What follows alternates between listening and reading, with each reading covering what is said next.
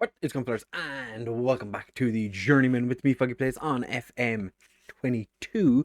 Today we're going to be taking on Shakhtar Donetsk in our final Champions League group game. Hopefully, we'll make it through to the next round of the Champions League, or if we finish third, into the Europa League, and that would be far better than I expected. And we're also going to be taking on Victoria Pulsen. Form, however, has been absolutely terrible. We've not scored in 3 games, not won a game, obviously, because we haven't scored. We've conceded plenty. So hopefully this game will be the one that will change it all. So if you do enjoy this episode, do make sure to leave a like and subscribe. Let's get this video.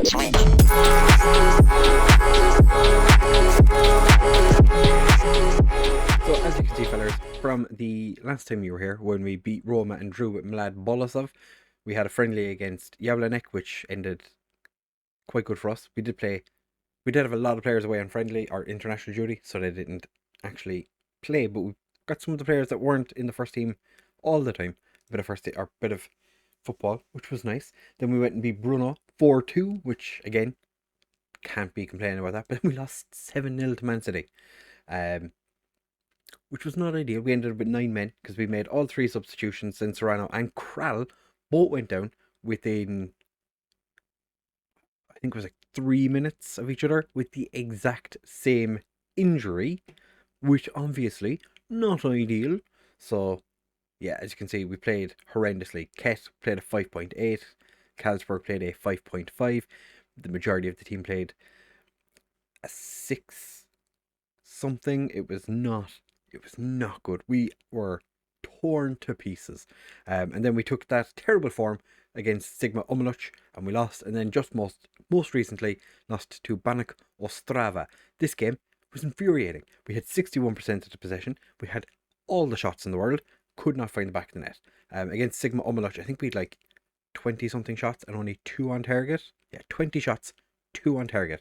It was frustrating as all hell to watch. And then against Banik Ostrava, as you can see, 15 shots, 5 on target with 61% possession. We just couldn't do anything. Vitek played so well, he got man of the match in a game where we just could not score for love nor money. A little bit of an update on how the club is getting on. We've finished our youth facilities. We asked for an increased percentage of transfer revenue, which that was a while back actually. That was done. Our training facilities are almost finished. Our youth facilities got improved. We increased our transfer budget, as you can see, just shy of 6 million. I put some of it into wage budget already.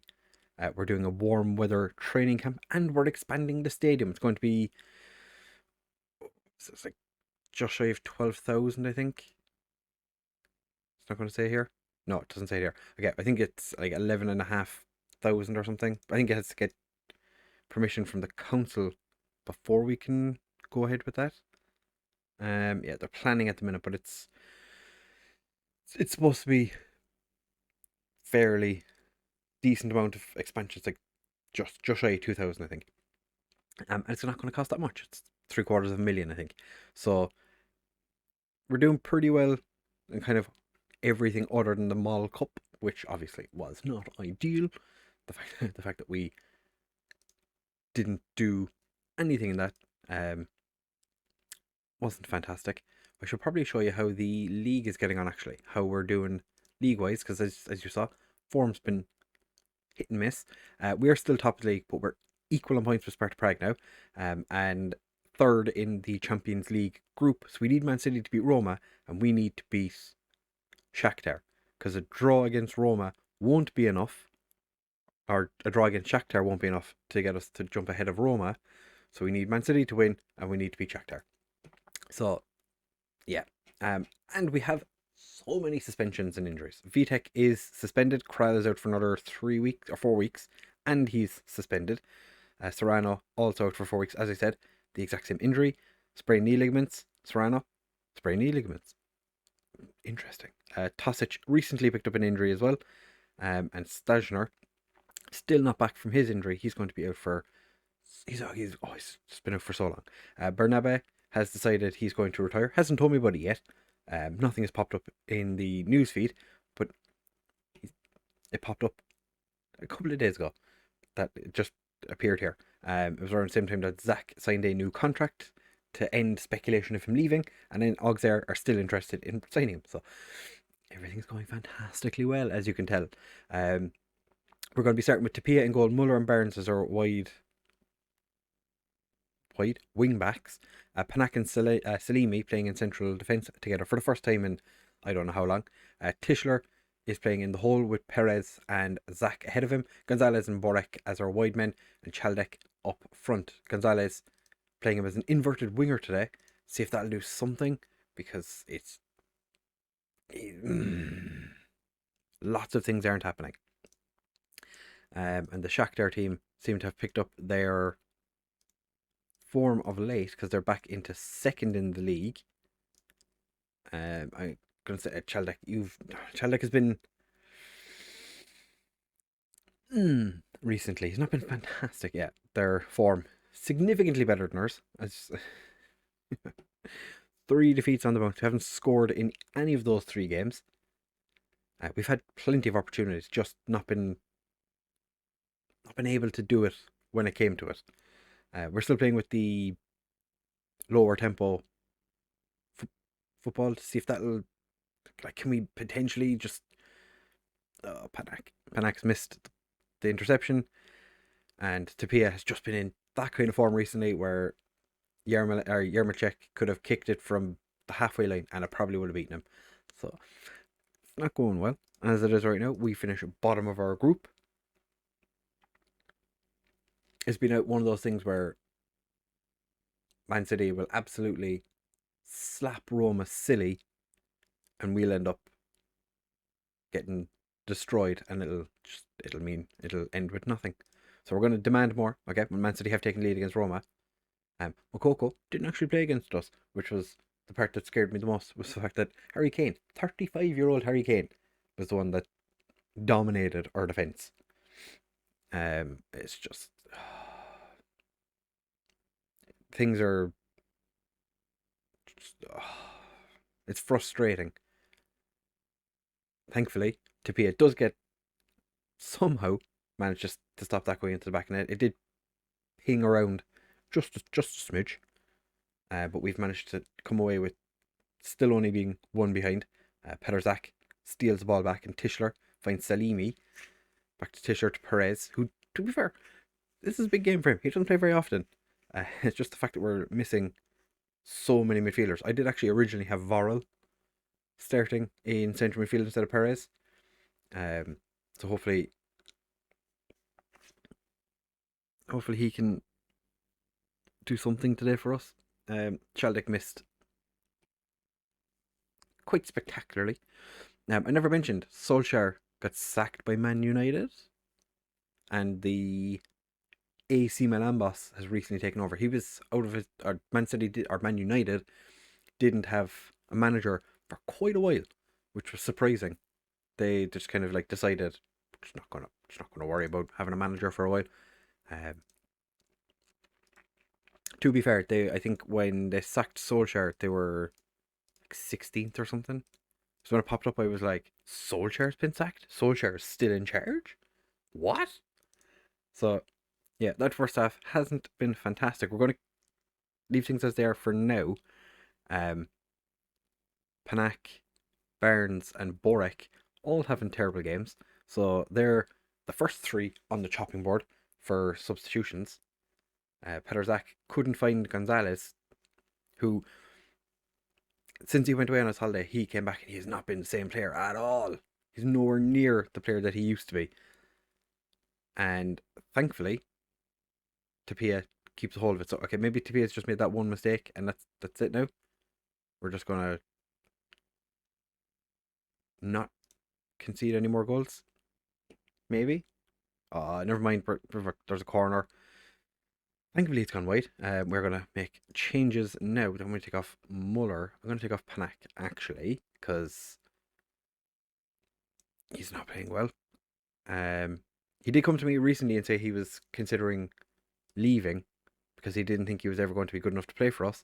And I was like, yeah, you probably should, consider that.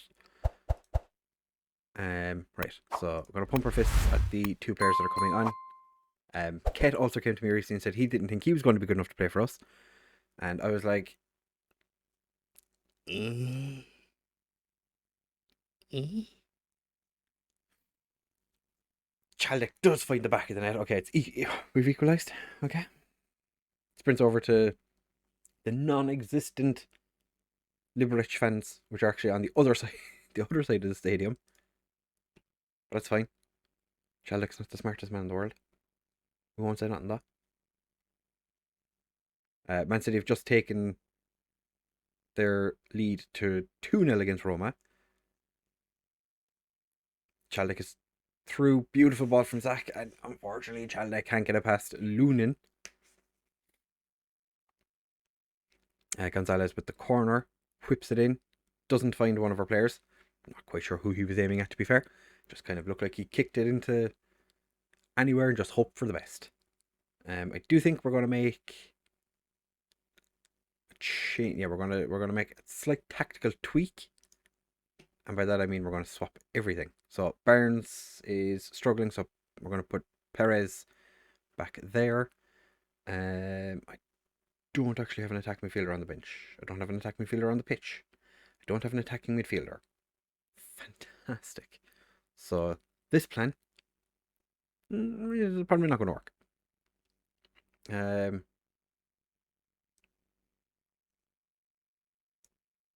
Just pop you there. You can play pretty much. Okay, we'll go 3 in midfield. So, actually, I'll leave you as a winger. You can be the Mazzella. Actually, I have you. Oh wait, no, because you want to be a playmaker, so you can be a deep line playmaker. Tischler can be a box to box. Mokoko be an inverted winger, because you're not really the kind of player I want cutting in trying to score goals, because you don't have a right leg. Alright, so Vorel is coming on. We're going to try and pack out the midfield a little bit and see, because if a draw is fine for Europa League. If we want to get into the next round of the Champions League, we need a win. We now need to score again. Tapia was up to a 7.6. He'd been having a good game. We're just not able to. It was so easy. Oscar just finds Yarmochuk, who's just left out there by himself. Yarmochuk. We've only had 9 shots. To be fair, we don't really deserve to get anything out of this game. Alright, we have 5 minutes left. And fuck it, none of you can play this position. You're all going to do it. You can be a shadow striker. You can be a shadow striker. You can be an advanced playmaker. You, my friend, are going to be a complete wingback, because a draw does nothing for us. Or sorry, a defeat does nothing for us. A draw at least puts us into the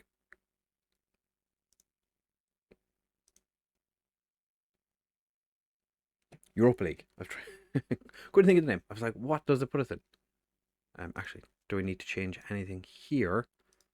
Yeah, fuck it. We're gonna go just buck wild. Distribute quickly.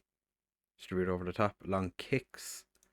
And bippity boppity boopity. Force the opposition inside. Go. Let's go very attacking. We need to score a goal. We need a goal. Although, it seems that we're sitting 3rd in the group now. Chaldek.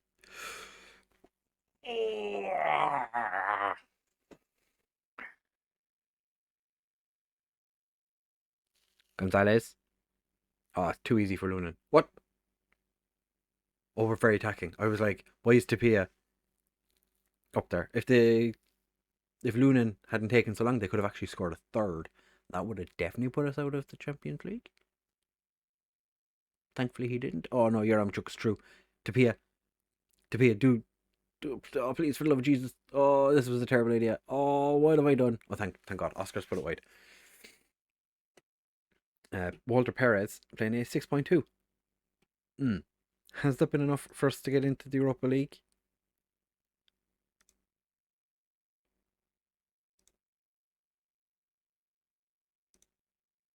Borek. I completely forgot that you were even playing. Did I take off Borek? Oh, I did. Brought on Makoko. That shows how much attention I was paying to him. Tischler, Perez, and Panak not playing at the required standard tonight. Without Carlsberg on the left, we don't really have a left winger. Really unfortunate.